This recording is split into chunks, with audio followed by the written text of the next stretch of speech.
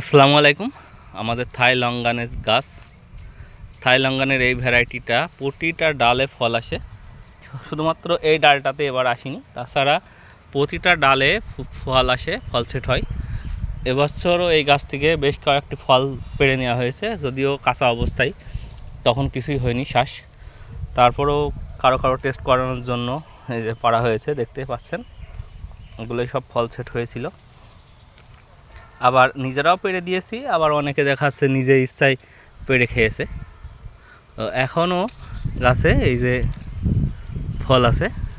এই জাতটা সবচেয়ে বড় বৈশিষ্ট্য, এই গাছটা কোনো ডালই ফল বাদ যায় না, প্রতিটা ডালেই ফল থাকে।